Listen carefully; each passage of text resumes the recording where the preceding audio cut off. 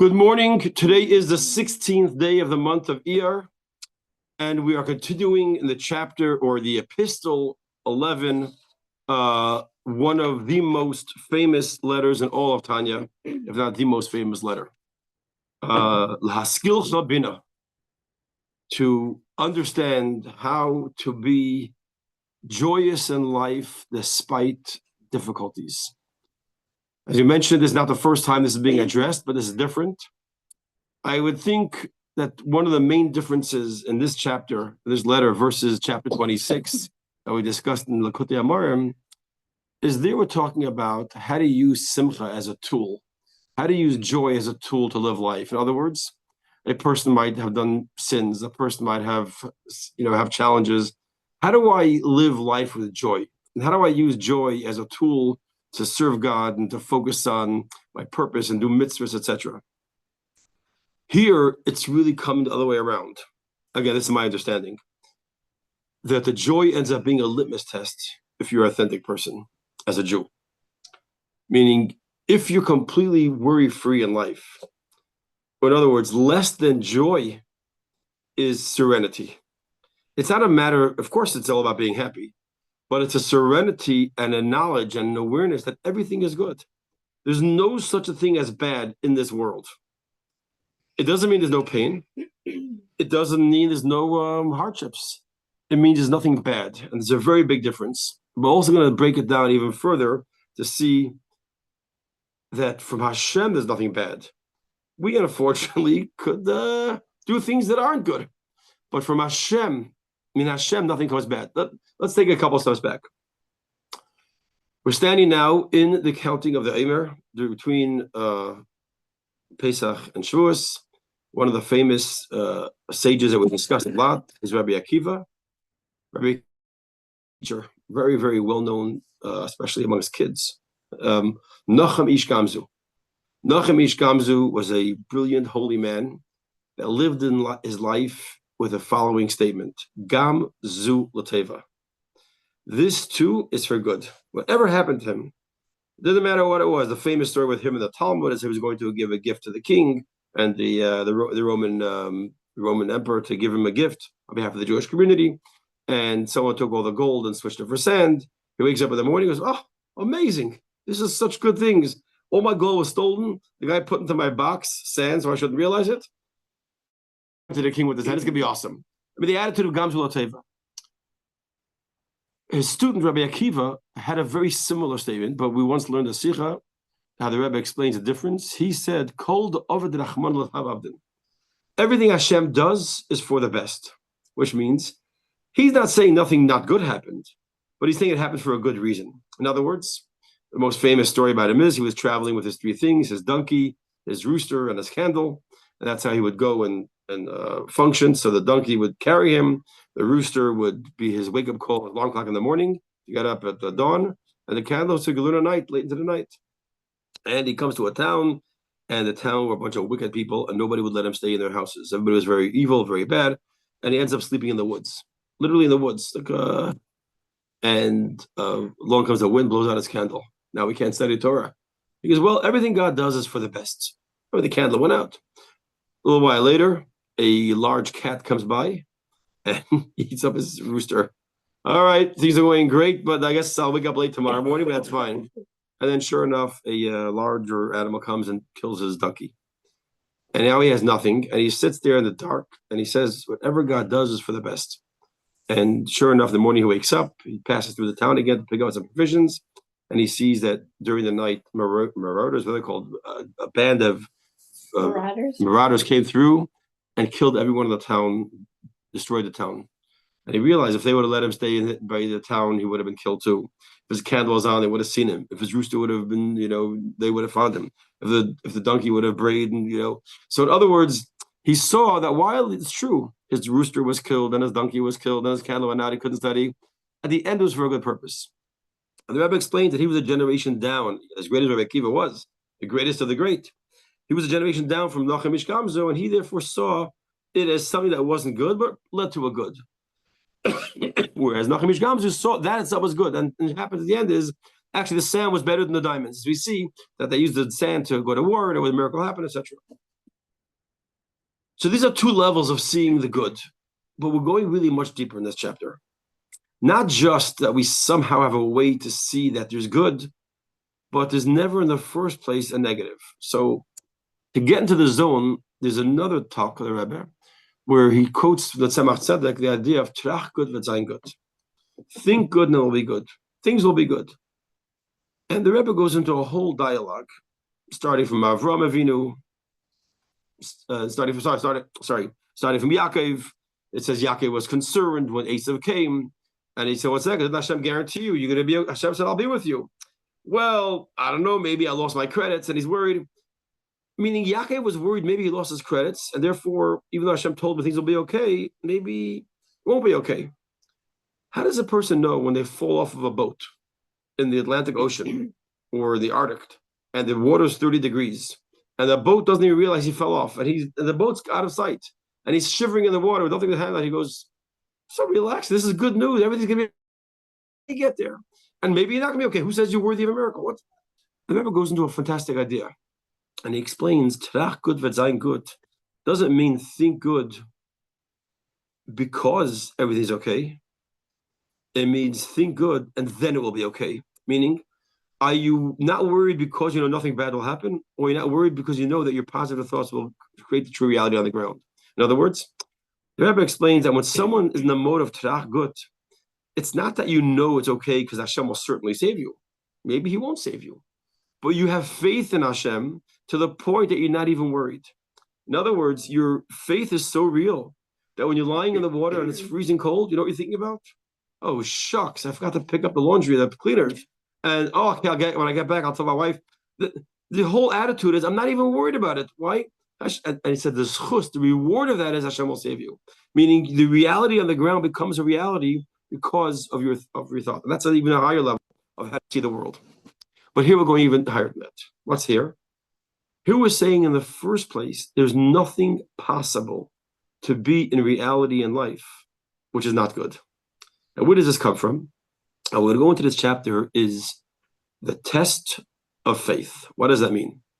Why was a person created to put down this world? We have all these people, arriving at planet Earth on a daily basis. They arrive and they come and they hang out and they live. What's the job of a Jew to live in this world? So we call it der b'tachtonim, to make a dwelling place for Hashem. But the reality is this world is a dark place. There's falsehood. And you see it. We thought it was crazy because people thought if somebody tells, one gender, you're another gender, and that's like crazy, it's backwards. We had no idea what was coming next. And they call the murderers the victims, and the victims are murderers, and the Jewish people who are murdered, they're the worst people. The world is a world of deceit and lies, and they reject godliness, and they believe in creationism. You're like unrealistic. The whole perspective of the world and the media and the Hashem says, I want you to come into that world. That's the world, Alma de Shikra, a world of falsehood. And I want you to find truth and live a reality that ain't mavadei. I want you to come to a realization nothing exists besides God. Now, what's this reality? The reality is ein oid mavadei. Nothing exists besides God. God is the only real existence. Now, what does that mean for us who are sitting here on a table that has a sound and a solid basis to it, and it says in the Chumash, Hashem created heavens and earth? It doesn't mean the world doesn't exist. It means the world doesn't exist for itself. Every single thing in the world that we see is being created at this very second right now from new. We say in the davening, Hashem constantly recreates the world. In other words, what does it mean the world doesn't have an existence? It doesn't have an independent, real existence. This cup of tea right now is being recreated by God this particular second. And now, with a particular nature. And as nature is that it starts from, it stands up. The water has different nature, that it flows.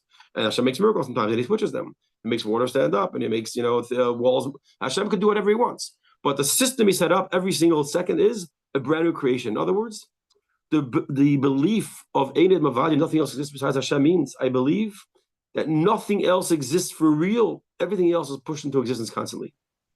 Now, the question is, who cares? What's the difference?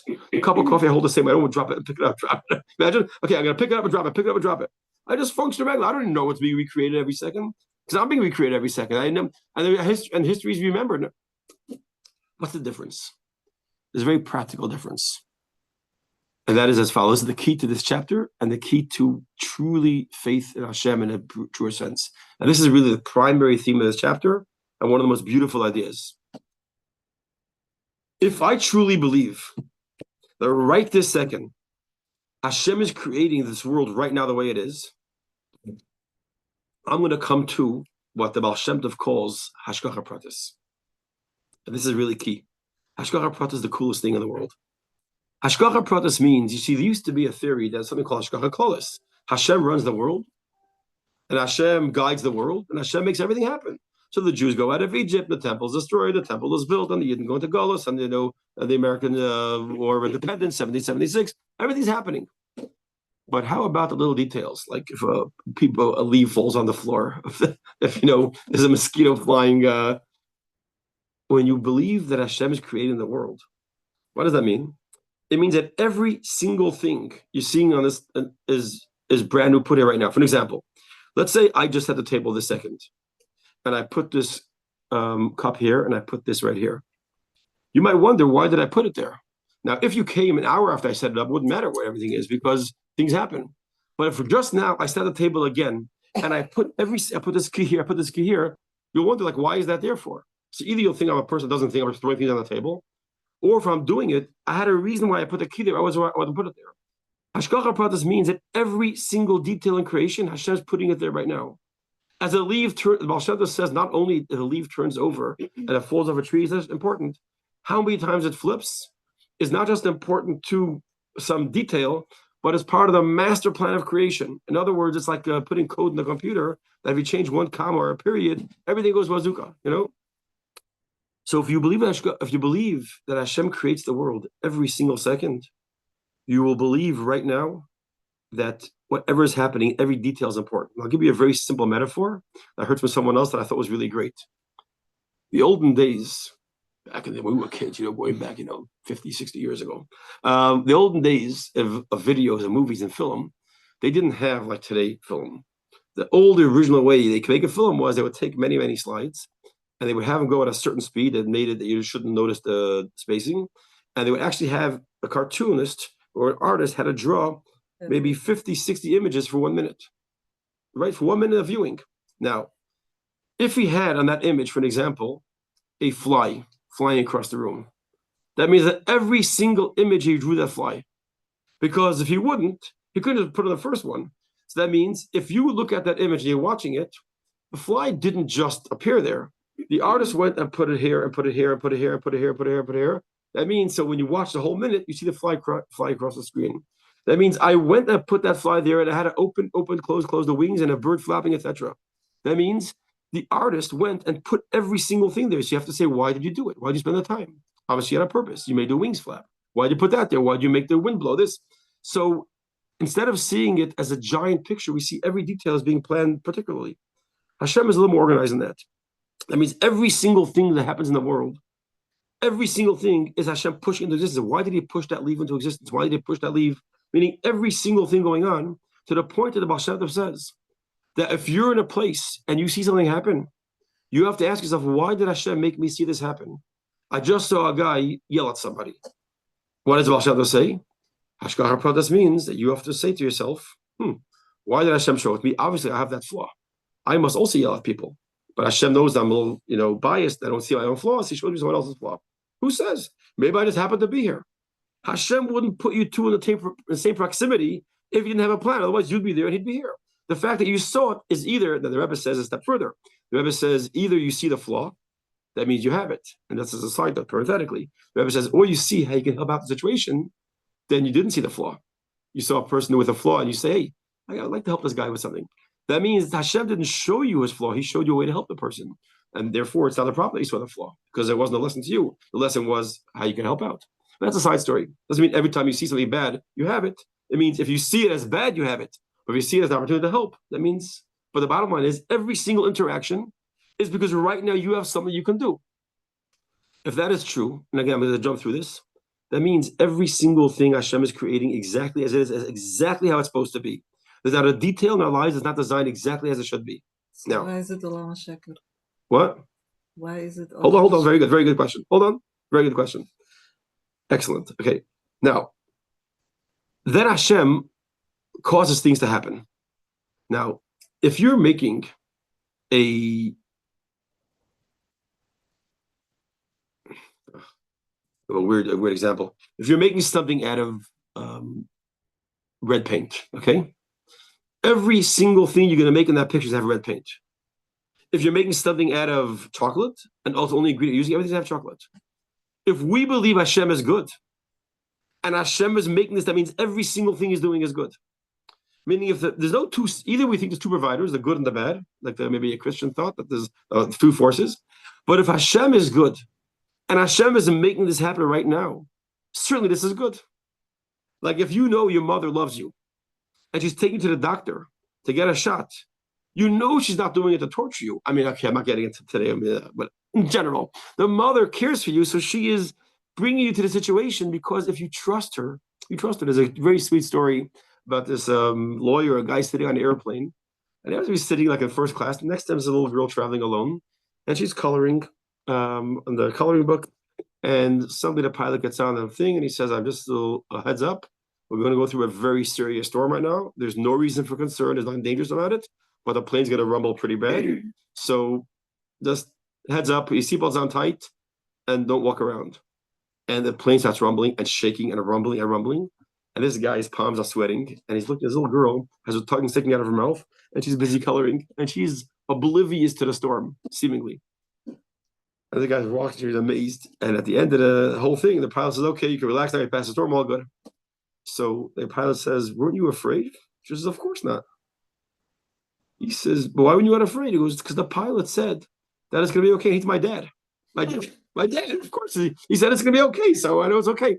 In other words, if you have faith in the one that's talking to you, Hashem is Hashem is a creator. Hashem is giving you this right now. There's no question what he's doing is good. In other words, why would somebody come to a faith of the opposite of serenity?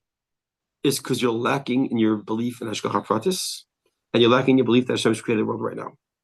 So the Alter Rebbe in this chapter is telling us what is the path to come to this, and what is the idea of absolute faith, and not just faith, that nothing concerns you.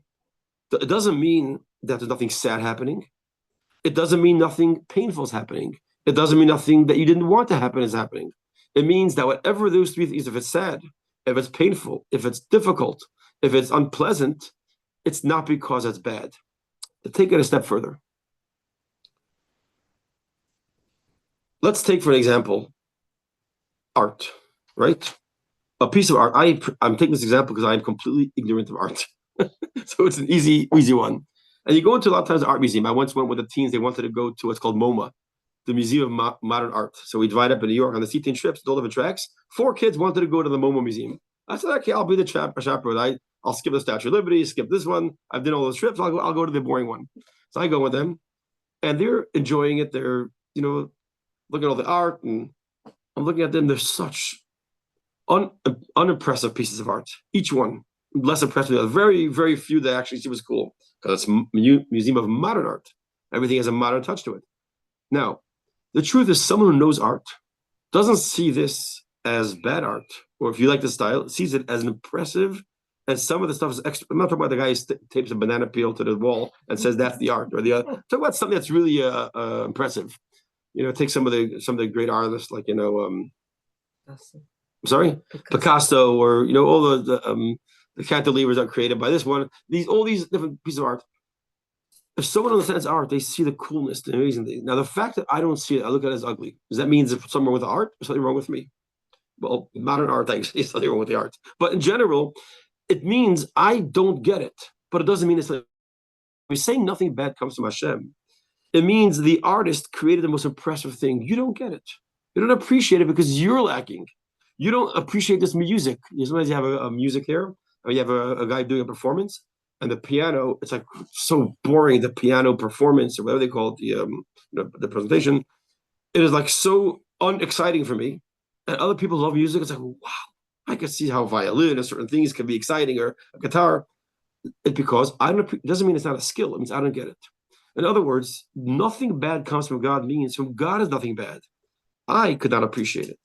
My role as a Jew created by Hashem is to live in Alma de Shikra, where it's concealment, and find it. Find it, that nothing but God. And discover and see, and we're going to see some very strong wording, what's involved. So if you want to take a step back again, what's the theme of this chapter? The ability to have an absolute faith that Hashem is making this happen to you right now. And therefore, if your mommy is giving you a bowl of Tylenol, a spoon of Tylenol, and it tastes yucky, it's because she cares about you and she loves you. Have faith in her. Otherwise, she wouldn't stick this spoon of Tylenol in your mouth right now. Every experience we have, Hashem is sticking it to us right now. Whether, God forbid, someone falls and gets injured, whether, God forbid, something bad happens in nations of the world. What about free choice? Free choice is only, the randomness of the world is only how it plays out, not what's going to happen. We can't choose what's going to happen. We can only choose what we try and do and how we react to things. So if I decide I want to push someone down the stairs, and I go and push them down, if Hashem had previous planned that this person would fall down the stairs, and I decided to become God's instrument, the guy will go down the stairs. If Hashem didn't want him to fall down the stairs, he might just bend and tie his shoe, and I'll go fly down the stairs myself. In other words, I can't guarantee a result, just what I try to do. Sometimes I'll be successful if that was Hashem's plan, and sometimes not. Which means the messenger has nothing to do with the result. Because if I wouldn't push him and he was supposed to fall down, he would trip. Or some other kid will bang into him, a person pushing a pushing car will knock him down. So I have no choice in the saying what's going to happen, just what I choose to do. And that's what I'm rewarded for or punished for. And the same thing is when something does happen. I can't choose if I'm going to suffer, if I'm going to have pain. But I could choose, I can't choose if I'm going to have pain, but I could choose how long I suffer from it. If I'll be in a bad mood because of it, if I'm going to be angry at God because of it, if I'm going to be angry at the guy who pushed me, or I'll say, you know what, God, I don't know why you did this to me, but I accept your decision. I know it's for a good purpose. Gamzula teva. Meaning, in the world of choices, I could see how I have free choice, how I respond, or what's attempted to happen, but what actually happens is completely unrelated to my choices. If I was supposed to fall, I'm going to fall regardless of anyone else's plans, what they try and do to me. If I wasn't supposed to fall, nobody could push me down the stairs. And the same thing happens with the most painful events in history, whether it's pogrom, whether it's Crusades, whether it's October 7th. We are way, way out of the ability to understand it. It's not even like art, you don't understand. It's a world, as we'll see in a minute. That's going to be the first foundation of this chapter, this letter. First foundation is going to be, we're talking about a level that's out of our ability to understand. That's A. And we're talking about number 2, a guarantee that if it came from God, which is every single second, then it's got to be good. So what's the 2 foundations of this Laskil Chabina chapter? 2 themes. Number 1, the level where it's coming from in God is a level our minds can't process. So don't expect to process, don't try to understand it, because you're not going to. I mean, sometimes you will see. Sometimes you miss a flight, and you hear the flight had a bad landing, or worse. You say, oh, Baruch Hashem, I missed a flight. And if you wouldn't know, you'd be mad at God, I missed a flight. I missed my friend's wedding, whatever. Sometimes we'll never understand why it happened. We'll never see it. But that's because it comes from a higher level. As we said in chapter 26, that's chapter, Yud K and Vav K.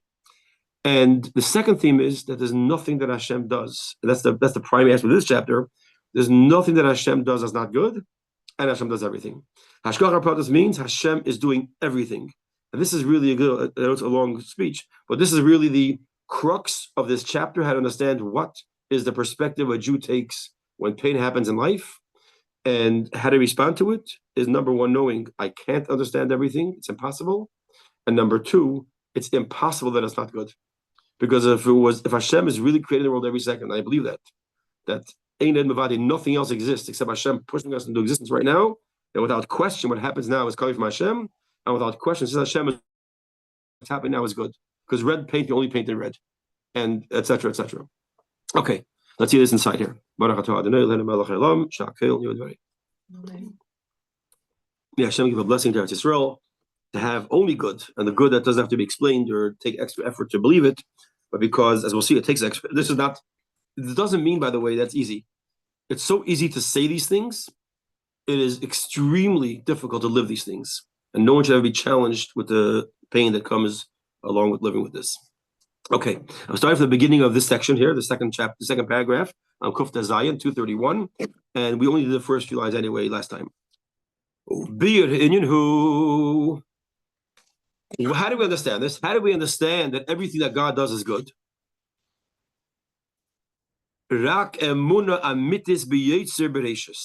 It's coming back. You have to have a true faith in the creator of Rashis. What's Rashis? Rashis is the first stage of creation. That is very critical to the beginning of this chapter. Rashis is Chachma. When Hashem started creating the world, there's two levels. There's Rashis, Chachma, and there's Bina. No different than when a child's being created, as well as womb. It starts off with a single seed provided by the father, and then the mother takes that, and that seed is called Rashis. It's called Chachma. Why is it called Chachma? Because while every single thing is in there, nothing is seen. If someone were to take that first seed under a microscope, they're not going to see tiny fingers and tiny toes and a cute little smile or nose or chin. There's nothing there. Yet everything is there. How? It's an above expression. It's above understanding. It's above. It's a existence that includes everything. Every decision, from the eye color to the height to the temperaments to whatever Hashem is including in the package from the Father, is included there. Chachma, but it's nothing's unpacked. When the baby sits when the seed sits in the mother's womb for 9 months, the mother's called Bina. It unpacks it, becomes relatable, understandable. I can understand it. I see it. Starts growing out flesh and bones and sinews and all the things that grow.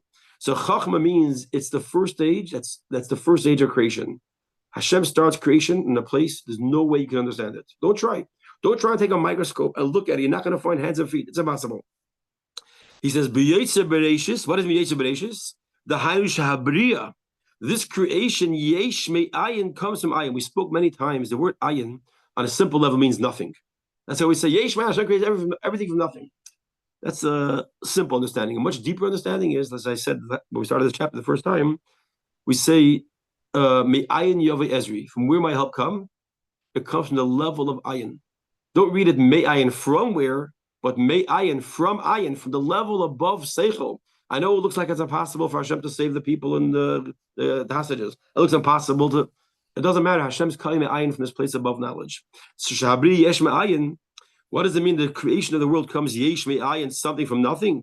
Don't read it Me'ayin. Hanikar Reishis Chachma. Ayin refers to the first stage of Chachma. V'Chachmasa Isha Einay Museges L'Shum Nivra. It's a Chachma that can't be understood or comprehended, like that first seed. There's nothing that you could see in the ability to understand it. I don't care how much you dig and look, you're not going to find anything. Yeah, I'm not getting into the DNA. I don't know how that works, but that's the concept. Habriya Hazais. Now, this creation, he be called Ace Verega, is every single moment and every single time. Actually, other is time and Verega is moment. Shemes Havim Kol Habruyim, every single creation is coming right now. Yesh me ayin. What does it mean? Coming from something, from nothing. Mechachmasa yisbarach Hashem's chachma hamachayes hakol, that gives life to everything, and that's the key. These 4 lines is that's called the nucleus of the rest of the chapter. So the first stage is to understand that every single thing comes from above nature. Creation comes from above, not above nature, above understanding, above seichel. And number 2, it's every single second. These 4 lines tells you the entire chapter. But now we're going to go into this a little deeper. And the Alter is very particular here. When a person meditates deeply into this, because it takes deep meditation, there's not something you could say, wow, I thought that was pretty cool. No. Spend the time to realize that every single thing that you see in this world is being created this particular second.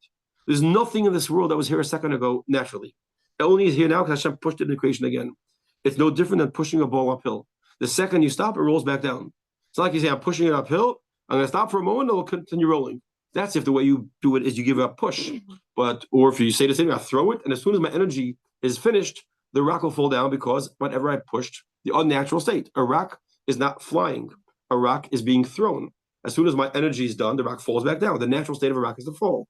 The natural state of the world is not to exist. If it's existing, because right now it's being pushed into existence. That means every single second is being created, which means it's a deep thing to think about, a deep thought to think about, which means it takes meditation to picture it, to examine it. Then he says, not enough to think about it deeply. But v'yitzayir b'daitai, and picture it in your mind. That's the second step. The first thing is to understand it. Second thing, he says, picture this in your mind, meditate about this, and bring it to das. We know das refers to something you can relate to. Famous story the Rebbe said a few times by Farbrengen, the person in the village who was illiterate, and he gets a letter that his father died, but he can't read the language. So he brings it to the chacham of the town, who reads him the letter, and as soon as the letter is read, the recipient of the letter faints. And the Rebbe says, what happened here? The smart guy who's intelligent and literate, understands the value of life and the value of death. No reaction. This guy, he faints, and it's his father. He has a personal thing. That's the word. Havanasim, don't just understand it, but the yidiyasa, bring it to das. And I just want to say a side note. One of the things the Rebbe says, by the way, which I meant to say earlier, this whole topic of talking about pain and suffering, the Rebbe points out the Alter Rebbe was not a person oblivious to pain and suffering. He lived in a time where there was tremendous chassidim and misnagdim and many things. And Fakert, he says, the holier a person is, the more you value. It takes a seichel to have a sensitivity to a problem. A guy has no seichel, doesn't have a sensitivity to anything that gets hurt, that bang, to fall. The more intelligent, the more sensitive you are, the more you care about people. He's talking about the Alter Rebbe who had a sensitivity to pain, like you can imagine. But yet he knew how to experience it in a way that it didn't cause him sadness. It didn't cause him atzvos. It didn't cause him, it was pain. But not pain that says it's bad, not pain that said it's no good. But okay, he says the if a person believes this, and this was all what I said outside until here. I said more outside. This is all already explained. So the Rebbe asked a question, top of 232. How could a person even think for a second? He's not talking about thinking about. He's how could you even think of? How could you even think? How could you think that you had bad in your life and Hashem does something bad to you, or any suffering, whether it's related to children, whether it's related to health, whether it's related to parnasa, or other suffering? He's calling it suffering. He's not saying it's not suffering, or other suffering in the world. How could you think for a second? The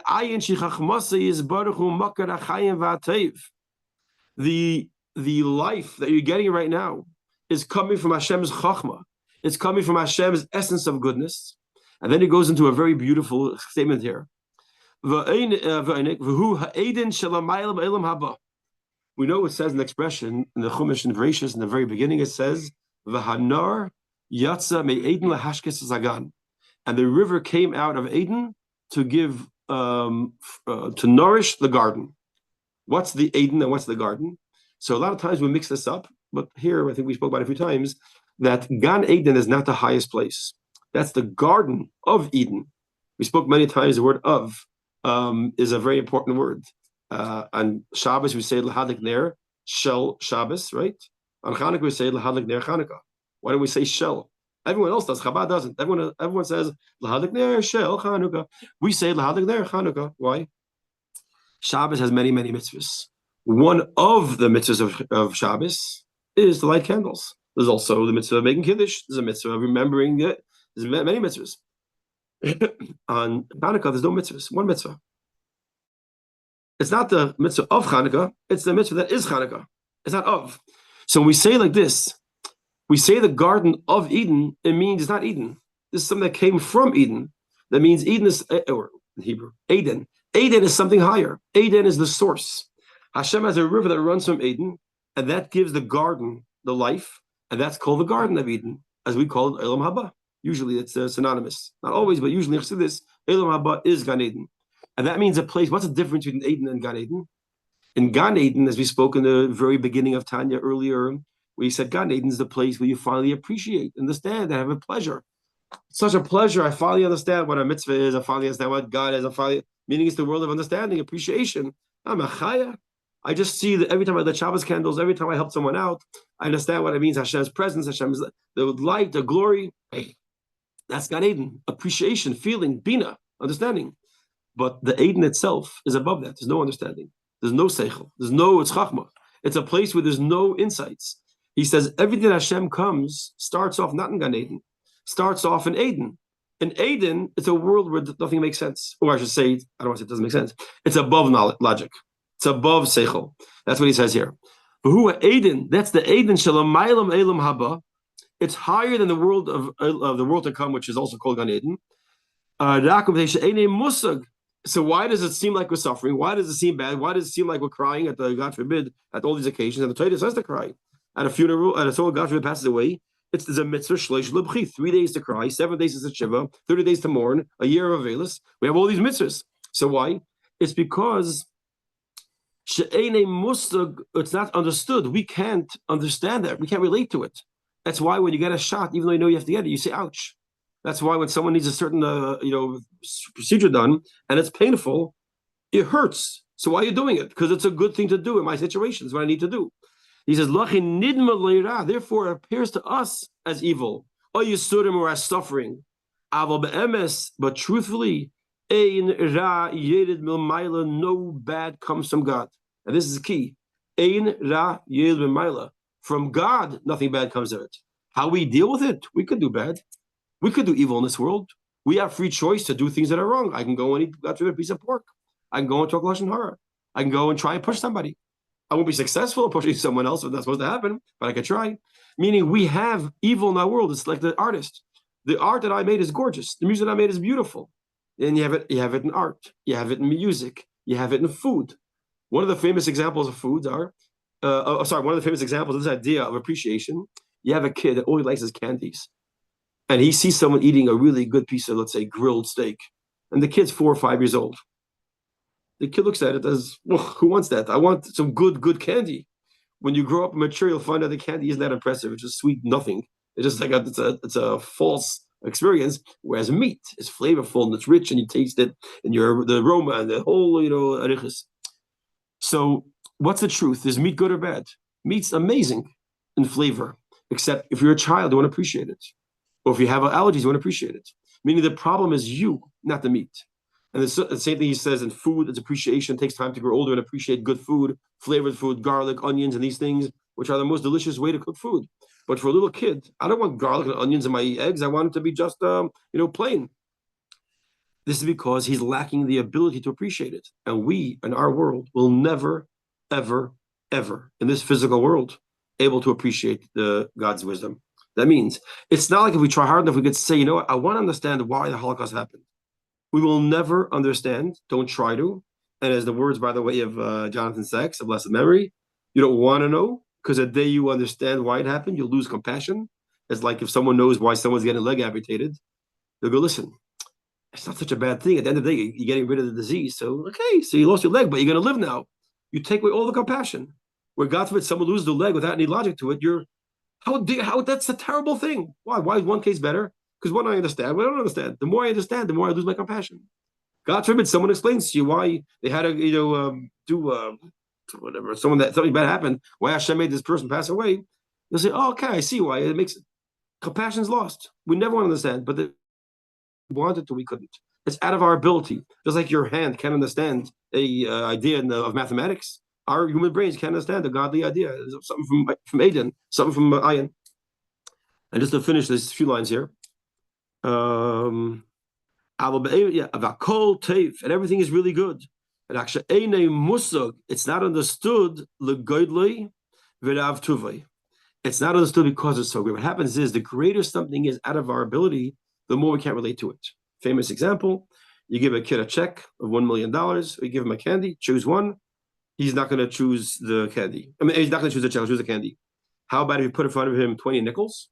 Nickels can buy candy. So, meaning, as you make it more relatable to him, he understands a little bit. The further it is, you might show him a little older kid, show him a lot of dollar bills. Ooh, that's so good.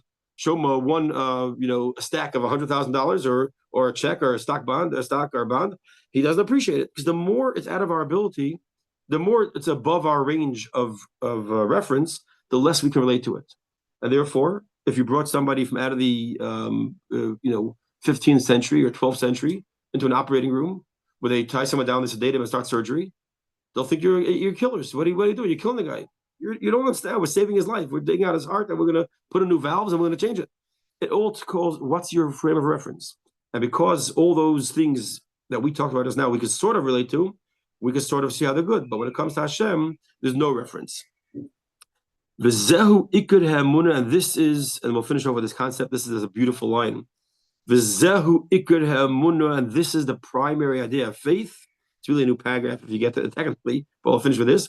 Shebeshvila nivra ha'adam, and this is why we're created, which means to come to this level, to see something in this world as above our ability to understand it, but we know because it's coming from Hashem, who creates the world every second, has to be good. In other words, because we live with Ein Eid Mavadai, this is nothing. This comes from God. There's no Ahmadinejad, then there's no Muhammad Def. There's one thing. There's God, and therefore, again we mentioned last time, only when I experience it. When it happens to someone else, a whole different approach.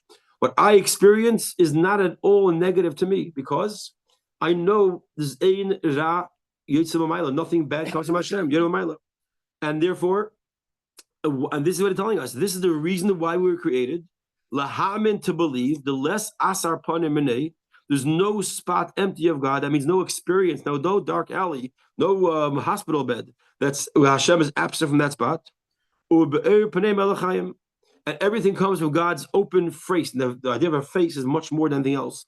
When sometimes a person can do something with their hands, with their feet, they give a kick, you give a push. When you're face to face with somebody, it's a fascinating thing, by the way. Have you ever noticed? I always thought this is cool. Just observe it. When people are in cars, they're very quick to cut somebody off and be disrespectful in the car. There's a very good chance that the same person in the supermarket will let you go in front of them. Oh, sure, go ahead. You only have 2 items, or I'm not in the rush. What's the difference? In cars, you don't see the people's faces. We just see the cars. I'll let that car get in front of me. Once you see a face, it's a whole different relationship. And as I say, by the way, if you ever want to get in front of somebody, make sure you get eye contact. And then usually, unless the guy is like a really, bad mood, they'll let you go in front of them. Because if a face is there, you have a much more open relationship.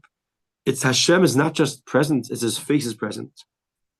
Okay, we'll stop here. But the bottom line is, what's the Nakuda we're saying here? And again, this is something easy to say and preach, but to live with this is like Medla Futafas.